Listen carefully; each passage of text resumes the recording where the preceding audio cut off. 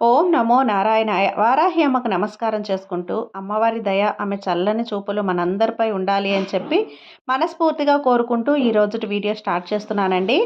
అమ్మవారి వాగ్దానం. ఈరోజు మనం చూడబోయే అమ్మవారి వాగ్దానం ఏంటి అంటే, బిడ్డ ఆఖరి 7 రోజుల్లో అమ్మ కేవలం 7 రోజులు మాత్రమే. 7 రోజులంటే 7 రోజులు ఓపిక పట్టు. 8వ రోజు నుండి నీ జీవితం సుడి తిరగబోతుంది. రాసి పెట్టుకో బిడ్డ. ఈ అమ్మ మాట పొల్లుపోదు అంటూ ఈరోజు అమ్మవారి వాగ్దానంగా మనకు అమ్మ చెప్పే ఈ వాగ్దానం వినే ముందుగా మన ఛానల్ని కనుక కొత్తగా ఎవరైనా చూస్తూ ఉన్నట్లయితే ప్లీజ్ సబ్స్క్రైబ్ చేసుకోండి ఫ్రెండ్స్. వీడియో నచ్చితే కనుక లైక్ చేయండి, షేర్ చేయండి, కామెంట్ చేయండి, కొంచెం సపోర్ట్ చేయండి.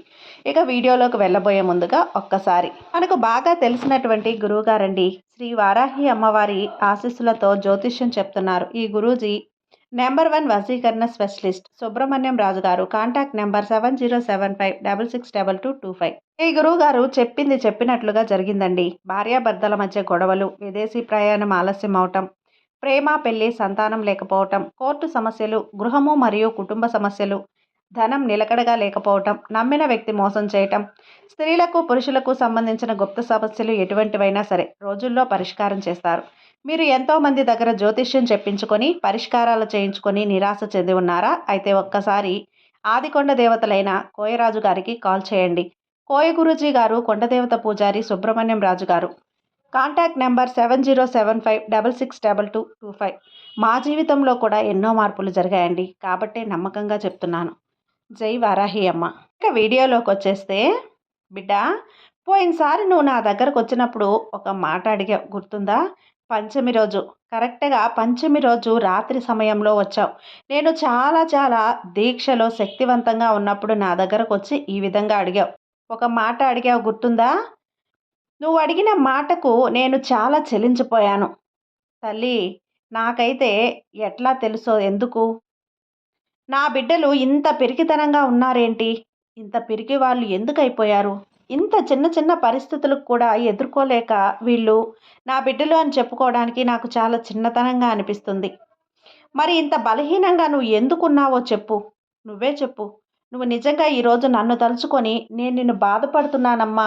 నిజంగా ఈరోజు నిన్ను తలుచుకొని నేనెంతో సిగ్గుపడుతున్నాను. కేవలం 7 రోజులని మాత్రం ఎందుకు చెప్పానో తెలుసా? 7 రోజుల తర్వాత 8వ రోజు నీ జీవితం సుడి తిరగబోతుంది అని నేను ఎందుకు చెప్పాను అనుకున్నావు? నీకు అర్థం అవ్వాలి అంటే, నీకు నేను చెప్పే ప్రతి మాట కూడా జాగ్రత్తగా విను బిడ్డ. ఈ వారాహి అమ్మ ఈ వాగ్దానం తీసుకొచ్చినా కూడా నీ కోసమే. ఏం చెప్పినా నీ కోసమే, ఏది చెప్పినా నీ మంచి కోసమే. అంటే ఒక్క 2 నిమిషాలు విను. నిజంగా ఈరోజు నిన్ను చూసి నేను ఎంతో సిగ్గుపడుతున్నాను. చాలా బాధగా ఉంది. నిజంగా ఒకవైపు జాలిగా కూడా ఉంది. నిన్ను చూస్తూ ఉంటే, అమ్మా వారాహి అమ్మ, నిజంగా ఈ భూమి మీద నేను బ్రతకడానికి అర్హురాల్ని కాదు. నేనేం చేయాలన్నా కూడా నాకు కలిసి రావడం లేదు. అన్నీ కూడా అంతర్ధానంగా ఆగిపోతూ ఉన్నాయి. ఏ పని ముట్టుకున్నా కూడా సక్సెస్ అనేది లేదు. ఫుల్ఫిల్ అవ్వడం లేదు. సరే, ఈ వ్యాపారం కాదని ఉద్యోగంలో చేరితే అక్కడ కూడా నష్టాలే. వ్యాపారంలో నష్టాలే. ఇంకా ఏదైనా పని చేద్దామన్నా అది కూడా నాకు నా వల్ల కావడం లేదు. నా కుటుంబం అంతా నష్టాల్లో కూరుకుపోయి అల్లాడిపోతున్నాను. భూమికి భారంగా ఎందుకు బతకాలి తల్లి? ఏ పని చేసినా నాకు కలిసి రావటం లేదే. చూద్దామంటే ఒక్క రూపాయి కూడా నా దగ్గర లేదు. కంటికి చేతులు నిలబడటం లేదు. ఇంట్లో కుటుంబ పోషణ, వాళ్ళకి తిండి పెట్టాలి, చదువులు చెప్పించాలి. ఒక పక్క నష్టాల వల్ల అప్పులు చేశాను. ఇవన్నీ తీర్చే మార్గం నాకు అసలు ఎంత మాత్రం కూడా కనపడడం లేదు. నేను ఈ భూమి మీద బ్రతకడం వేస్ట్ అనిపిస్తుందమ్మా. నేను ఇక ఉండలేను అని చెప్పి మొన్న పోయినసారి నా దగ్గరికి పంచమి రోజు వచ్చినప్పుడు నా దగ్గర ఈ విధంగా మొరపెట్టుకున్నావు కదా. మా కాళ్ళ మీద కూర్చొని కన్నీళ్లతో మొరపెట్టుకున్నావు తల్లి. నిజంగా ఈరోజు ఆ రోజు నేను నిన్ను చూసి చాలా చాలా సిగ్గుపడ్డాను. జాలివి కూడా వేసింది. మళ్ళీ ఇంకొక పక్క అనిపించింది, నా బిడ్డలు ఇంత పిరికిగా ఉన్నారేంటి, ఇంత పిరికితనంలో ఏదైనా చెయ్యరా అని ఆలోచన చేసి ఒక చెడు దారికి వెళ్ళడమో లేదా ఏదైనా అఘాయిత్యం చేయటమో ఇలాంటి ఆలోచన ఎక్కడ చేస్తారో అని నేను భయపడి ఈరోజు ఈ సందేశంతో నీ ముందుకైతే వచ్చాను. అంతే తప్ప ఇది కేవలం నీ కోసం మాత్రమే కాదు. నిన్ను ఇలాంటి పిరికి వారి బిడ్డల కోసమే నేను నీకు ఈ ధైర్యాన్ని ఇవ్వడానికైతే ఈరోజు ఈ వాగ్దానం రూపంలో వచ్చాను. నువ్వైతే చాలా జాగ్రత్తగా వినాల్సిందే బిడ్డ.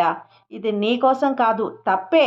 నీలాంటి పిరికితనంగా ఆలోచించే వారి కోసం మాత్రమే కానీ, ఇంత చిన్న విషయాన్ని నువ్వు ఇంత తట్టుకొని నిలబడలేకపోతే, ఎదిరించలేకపోతే, నీ జీవితంలో రేపొద్దున ఇంకా పెద్ద పెద్ద సమస్యల గురించి నువ్వొస్తావు కదా నా దగ్గరికి. అప్పుడు దాన్ని నువ్వు ఎలా తట్టుకొని నిలబడగలవు? అసలు నిలబడగలవా? నువ్వొక మాట చెప్పు నాకు. నిలబడగలవా చెప్పసల? జీవితం చాలా చిన్నది. ఉన్న దాంట్లో సంతోషంగా బ్రతికేయాలి అన్నా, ఉన్న సంతోషాన్ని సుఖంగా వెతుక్కోవాలి అన్నా, ఉన్నంత కాలం కష్టపడుతూ, నీవు ఉన్నతిని చాటి చెప్పుకుంటూ బ్రతకాలి. నీకు నిజంగా ఎందుకు 7 రోజులు గడువు చెప్పాను? అసలు దాని గురించి వివరణ చెప్పనా? ఈ అమ్మ మాట ఎప్పుడూ పొల్లుపోదు తల్లి. 2 నిమిషాలు తప్పకుండా విని తీరాల్సిందే. నీ సమయాన్ని ఈ వారాహి అమ్మ కోసం ఒక 2 నిమిషాలు కేటాయిస్తావా? నిజంగా ఇది నీ కోసమే. నీ భవిష్యత్తుకు నువ్వు ఎట్లా కేటాయించుకుంటున్నావు అని నేను అడగట్లేదు. కేటాయిస్తావా? కేటాయించగలవా? ఆ నమ్మకం ఉంటే ఒక 2 నిమిషాలు నువ్వు విను బిడ్డ. నేనేం చెప్పబోతున్నానో నీకు అర్థమయ్యే తీరుతుంది. నేను నీకు ఒక ఉదాహరణ చెప్తున్నాను. ఆ ఉదాహరణ వినగానే నీ మనసులో కొండంత బరువు కూడా దూది పింజలా గాలిలో ఎగిరిపోయి, నా ప్రాబ్లం, నా సమస్య ఇంత చిన్నదా అంటూ నువ్వే సిగ్గుపడి తలదించుకుంటావు. అందుకే జాగ్రత్తగా వినమంటున్నాను. ఒక వ్యక్తి వ్యవసాయం చేయటానికి ముందుకు వెళ్ళాడు. ఇక ఆ సంవత్సరం వరదలు బాగా వచ్చి వ్యాపారము, వ్యవసాయము పాడైపోయాయి. ఆ తర్వాత ఈ వ్యవసాయం మనకు అచ్చి రాలేదు అని చెప్పి ఒక వ్యాపారం మొదలుపెట్టుకున్నాడు. ఆ వ్యాపారంలో లాస్ వచ్చింది. దాంట్లో కూడా అక్కడ ఇక తను పనికిరాను అని ఒక ఉద్యోగంలో చేరాడు. ఆ ఉద్యోగంలో కూడా తనకు ఏదో మిస్టేక్ జరిగి అక్కడ కూడా లాస్ వచ్చింది. ఇక అక్కడ ఉద్యోగం చేస్తున్న చోట అతన్ని ఉద్యోగం నుంచి తీసేశారు. అంటే ఇక జీవితం మీదనే విరక్తొచ్చేసింది. ఇక నేనేం చేసినా కూడా నాకు కలిసి రాదు. పెళ్ళాం, పిల్లలు పోషించలేకపోతున్నానే. కనుకనే నేనిక ఉండడం వేస్ట్. ఈ భూమి మీద బ్రతికి ఉండడం అనవసరం అని వాళ్ళ ఫ్రెండ్స్‌తో అంటాడు. వాళ్ళ ఫ్రెండ్స్ ఉండి ఇలా అంటారు. మనం మన ఊరికి ఒక సాధువు వచ్చాడు. చాలా సమస్యలకు పరిష్కారం చెప్తున్నాడు. నువ్వు కూడా అతని దగ్గరకు వెళ్ళావే అనుకో, నీకు ఏదైనా కానీ సొల్యూషన్ అనేది దొరుకుతుందేమో ఒక్కసారి ఆలోచించి చెప్తారట. ఇక ఆ సాధువు దగ్గరికి వెళ్ళాడు. అతను వెళ్ళేలోపు చాలామంది కూర్చొని ధర్మ సందేశం తీసుకుంటూ ఉన్నారు. ఇక అతను వంతు వచ్చింది. అప్పుడు అతను వెళ్ళి, గురువుగారు, నా జీవితం ఎలా ఉంది అంటే నేను భరించలేకపోతున్నాను. ఏ పని చేసినా కూడా నాకు కలిసి రావటం లేదు. ఏది కూడా కలిసి రావటం లేదు. ఎక్కడ చూసినా నష్టమే జరుగుతోంది. ఎక్కడ వేలు పెట్టినా, చెయ్యి పెట్టినా నష్టమే జరుగుతుంది. నా పాదం మోపిన ప్రతి చోట కూడా నష్టమే అవుతుంది. నా జీవితమే ఒక దుర్భరంగా ఉంది. అసలు నాకు బ్రతకాలి అనిపించడం లేదు. పెళ్ళాం, పిల్లల్ని కూడా సరైన తిండి పెట్టలేకపోతున్నాను. నేను ఒక మనిషిగా ఈ భూమి మీద ఉండటమే అనవసరం. ఆఖరికి నేను ఏ ప్రయత్నం చేయాలి, ఏ పని చేయాలి అని మొదలుపెట్టినా అందులో నాకు నష్టమే జరుగుతుంది. ఫెయిల్ అవుతున్నాను. అందుకే నా జీవితం మీద విరక్తి పుడుతోంది. నా కుటుంబానికి 2 పూటలా తిండి కూడా పెట్టలేని అసమర్థుడిని అయిపోయాను. నా సమస్యల నుంచి నేను బయటపడడానికి ఏమైనా మార్గం ఉంటే చెప్పండి అని అతను ఆ గురువుగారిని అడుగుతాడు. ఆ గురువుగారు శ్రద్ధగా విని అంటారు, సరే, మీ సమస్యకు పరిష్కారం అనేది నా దగ్గరుంది కానీ, నేను నీకు ఒక చిన్న పని చెప్తాను. ఆ తర్వాత నీ సమస్యకు నేను పరిష్కారం అనేది చెప్తాను అని అంటాడు గురువుగారు. సరే చెప్పండి గురువుగారు. మీరు చెప్పిన పని నేను చేస్తానండి. మీరిచ్చే పరిష్కారంతోటి నా జీవితాన్ని నేను మార్చుకుంటానండి. చెప్పండి అని అంటాడు.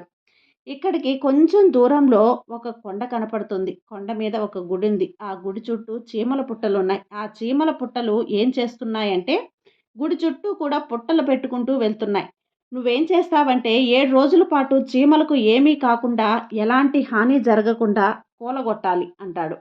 అప్పుడు ఇతను అంటాడు, గురువుగారు, పుట్టను కూలగొట్టాలి అంటే కేవలం 4, 5 నిమిషాల్లో కూలగొట్టేయొచ్చు కదా! మళ్ళీ నేను 7 రోజుల వరకు ఎందుకు వెళ్ళాలి? నేను అక్కడికి ఎందుకు వెళ్ళాలి అని ఆ గురువుగారిని ఇతడు అడుగుతాడు. అప్పుడు ఈ గురువుగారు, లేదు నాయనా, నువ్వు ఖచ్చితంగా 7 రోజులు వెళ్ళి తీరాల్సిందే. ఇప్పుడు నువ్వు ఆ పుట్టనైతే చూడబోతున్నావు. ఆ పుట్టకి 10, 12 అడుగుల దూరంలో ఇంకా వేరే చీమల పుట్టలు కూడా ఉన్నాయి. వాటిని కూడా నువ్వు కూలగొట్టి రావాల్సిందే.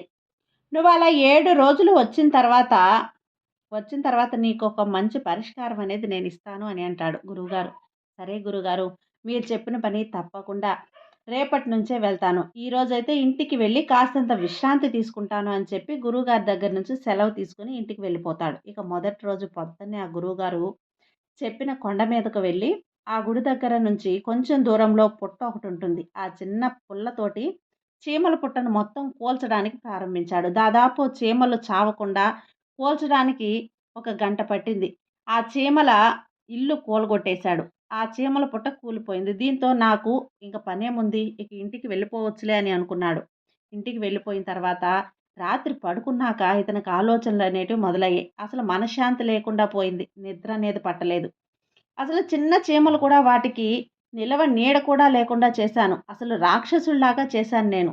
నేను మరి ఇంత ఘోరంగా చీమలకు పుట్టను కూడా పాడు చేయడం ఏంటి? వాటికి నిలవ నీడకుండా లేకుండా చేయటం ఏంటి? నాలో కాస్తంత మానవత్వం కూడా లేకుండా పోయిందేంటి? నేను ఇలా అయ్యానేంటి? గురువుగారు ఎందుకు నాకు ఇలాంటి పని అప్పజెప్పారు? అసలు నా గురువుగారు చేసింది ఇంతకీ సరైన పనేనా? గురువుగారు చెప్పిందనేది లేక నాకు తెలిసి నేను ఈ పాపం చేశాను. ఈ చీమలకి ఇల్లు లేదు. వాటి పుట్టను నేను పాడు చేశాను. కూలగొట్టేశాను. ఇక నేను మళ్ళీ అక్కడికి రేపు వెళ్ళడం కూడా అనవసరం అనుకుంటా అంటూ ఆలోచిస్తూ పడుకొని పోతాడు. తెల్లారిపోయింది. మళ్ళీ కొండ మీదకు వెళ్ళాలా వద్దా? చీమల పుట్ట కూడా లేదు కదా! మరి అక్కడికి వెళ్ళి నేనేం చేయాలి అని అనుకుంటాడు. ఇక తప్పదు. గురువుగారు ఖచ్చితంగా 7 రోజులు వెళ్ళి తీరాల్సిందే అని చెప్పాడు కదా! వెళ్దామని చెప్పి మళ్ళీ ఆ కొండ దగ్గరకు వెళ్ళి ఆ పుట్ట దగ్గరికి వెళ్ళి చూసేసరికి అతనికి ఒక్కసారిగా కళ్ళు ఇంతైపోతాయి. ఆశ్చర్యంగా తన కళ్ళను తానే నమ్మలేకపోతాడు. ఏంటి నేను చూస్తున్నది నిజమేనా అనిపిస్తుంది. తన కళ్ళని తాను నమ్మలేకపోయాడు. అతను వెళ్ళి పొద్దున్నే చూసేసరికి ఆ చీమలు మళ్ళీ ఆ పుట్టని 80% దాకా మళ్ళీ కట్టుకున్నాయి. ఇక తన ఇంటిని మళ్ళీ నిర్మించుకున్నాయి. అది చూసేసరికి ఆశ్చర్యపోయాడు అతను. అప్పుడు అతని బుర్రంతా తిరిగిపోయింది. అసలు అయినా ఈ చీమలు కొద్దిగా అయినా బుర్రుందా లేదా? నేను ఈ పుట్టను కూలగొట్టేశాను కదా! మళ్ళీ అదే స్థానంలో తన ఇల్లును కట్టుకున్నాయి ఏంటి అని చెప్పి మళ్ళీ అప్పుడు కూలగొట్టడానికి ప్రయత్నిస్తాడు. అలా పుట్టను కూలగొట్టేశాడు. ఎందుకైనా మంచిది అని పుట్ట చుట్టూ కూడా బాగా నీళ్లు పోసేసొస్తాడు. రెండో రోజు కూడా చీమల పుట్ట కూలగొట్టేసిన ఇంటిని మళ్ళీ పడుకుంటాయి. కానీ అతనికి కొంతసేపటికి నిద్ర పట్టదు. ఎంత చీమల విషయంలో నేనింత పౌరుషంగా ఎందుకు ప్రవర్తిస్తున్నాను? ఇంత కఠినంగా ఎందుకుంటున్నాను? ఇంత చిన్న చీమలను నేను కూడా ఇబ్బంది పెడుతున్నాను కదా! ఇది ఇంతవరకు కరెక్ట్. ఇది నాకు అర్థం కావటం లేదు. సరే గురువుగారు చెప్పారు కదా అని చెప్పి ఏదో అంతర్ధానం ఉంటుంది అని చెప్పి అందులో అనుకుని పడుకున్నాడు. మూడో రోజు వెళ్ళేసరికి మళ్ళీ చీమలు పుట్టను పెట్టేసుకున్నాయి. మళ్ళీ తన ఇల్లుని రెడీ చేసేసుకున్నాయి. 2 అడుగులు వెనక్కి తిరిగాడు. అంతే చూడండి. 5, 6 అడుగులు వేశాడో లేదో పక్కన చీమలు మళ్ళీ కొత్తిల్లు కట్టేసుకున్నాయి. మళ్ళీ ఆశ్చర్యపోతాడు. సరే మళ్ళీ దాన్ని కూలగొట్టేస్తాడు. మళ్ళీ తను ఇంటికి వెళ్ళి పడుకుంటాడు. మళ్ళీ నిద్రలేసొచ్చి మూడో రోజు, నాలుగో రోజు, ఐదో రోజు మళ్ళీ 6 రోజులు ఇదే విధంగా తను కూలగొట్టడం, ఆ చీమలు కట్టుకోవటం. ఇక ఏడవ రోజు వెళ్ళేసరికి చీమలు మళ్ళీ కూడా ఇల్లుని కట్టేసుకొనుంటాయి. ఆమె గురూజీ దగ్గరికి వెళ్తాడు. గురూజీ దగ్గరికి వెళ్ళి, గురూజీ నేను ఈ విధంగా ప్రతిరోజు కూడా వెళ్ళి కూలదోస్తూనే ఉన్నాను. కానీ చీమలు కూడా మళ్ళీ కొత్తగా పుట్టనైతే పెడుతూనే ఉన్నాయి అని చెప్తాడనమాట. ఇక నేను మీరు చెప్పిన పని చేయలేకపోయాను, దాన్ని పూర్తి చేయలేకపోయాను అని చెప్పగానే ఇదంతా గురువుగారితో చెప్పాడు. అప్పుడు గురువుగారు అంతా కూడా మౌనంగా ప్రశాంతంగా విని, నాయనా నువ్వు జరిగిందంతా నాకు చెప్పావు. వాళ్ళు ఎంతైతే అవి ఒక శ్రద్ధగా, పట్టుదలగా తన పనిని తాను చేసుకుంటున్నాయి అంటే అవి అలసిపోలేదు కదా! అదేవిధంగా నువ్వు కూడా ఏ పనిలోనైనా ఫిక్స్ అయ్యావంటే ఇక నేను ఈ పని చేయలేను అన్నట్లుగా మనుషులు మాత్రమే ఫిక్స్ అవుతారు. కానీ ఒక చోట ఏదైనా పొరపాటు జరిగిందా అది అక్కడే ఆగిపోతుంది. చీమైనా, ఏ జంతువైనా పడిన చోట అలాగే ఉండిపోతున్నారు. కానీ పడ్డ చోట నుంచి ధైర్యంగా లేవటానికి సాహసం కూడా చేయట్లేదు. ధైర్యం కూడా చేయడం లేదు. కాబట్టి నువ్వు ప్రయత్నం కూడా చెయ్యి. చేసి సక్సెస్ అవ్వు. నేనేం చేసినా కూడా సక్సెస్ అన్నది ఇవ్వలేదు అని అనకుండా, నేను చేసిన దాంట్లో ఈరోజు ప్రాబ్లమ్ వచ్చింది అంటే, తర్వాత దాంట్లో సక్సెస్ అయ్యేటట్టు నువ్వు పని చెయ్యి. నా జీవితం ఇంతే, నేను దేనికి పనికిరాను అని అనకుండా, సక్సెస్ అనేది నష్టజాతకుడిని ఇవన్నీ కూడా అనకుండా, ఈ భ్రమలో నుంచి బయటికి వచ్చి కింద పడ్డ ప్రతిసారి కూడా మనిషి అంత గెంటించిన ఉత్సాహంతో పైకి లేస్తూ ఉంటేనే నువ్వు విజయాన్ని, సక్సెస్‌ని అందుకుంటావు.